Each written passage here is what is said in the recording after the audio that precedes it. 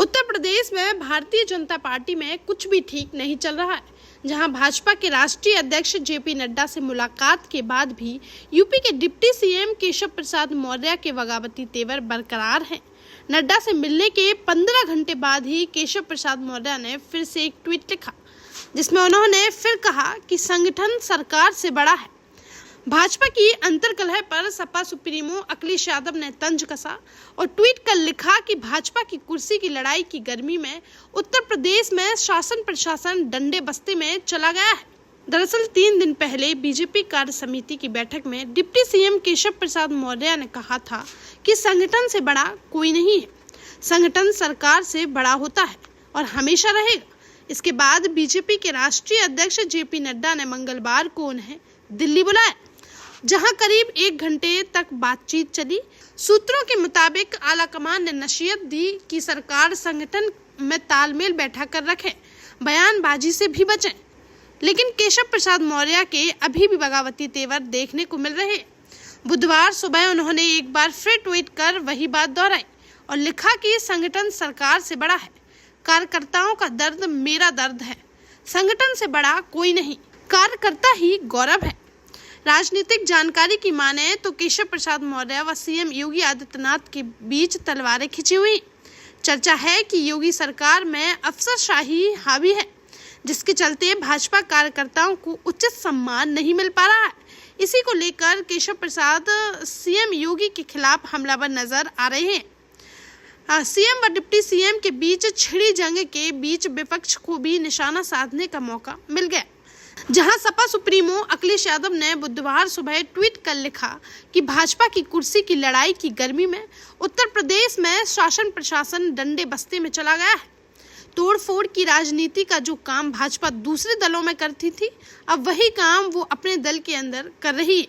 इसलिए भाजपा अंदरूनी झगड़ों के दलदल में धंसती जा रही।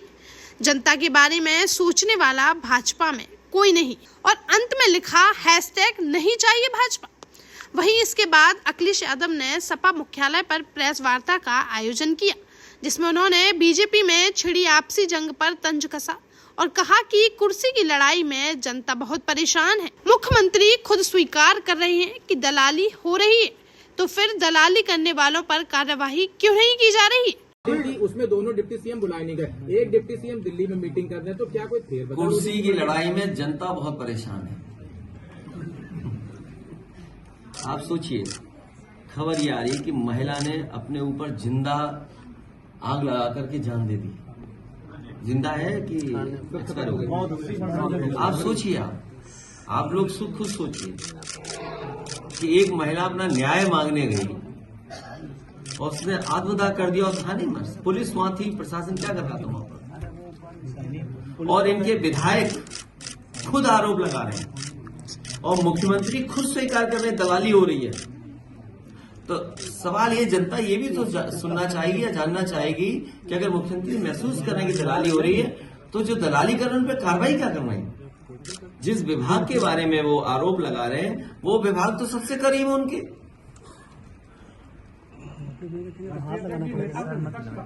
देश का जाना माना सैनफिन ग्रुप आपके लिए फिर लाया है झांसी में वास्तु के हिसाब से फ्लोर प्लान सहित एक शानदार टाउनशिप, जिसमें सुरक्षा की दृष्टि से सीसीटीवी, एक ही ग्रैंड गेट से एंट्री और एग्जिट, चौड़ी सड़कें, parking, car wash area, senior citizen and international fountain parks, swimming pool, gym, badminton, tennis आदि courts, school, hospital, shopping mart आदि कई सुविधाएं। इसीलिए तो हम झांसी में लोगों की पहली पसंद।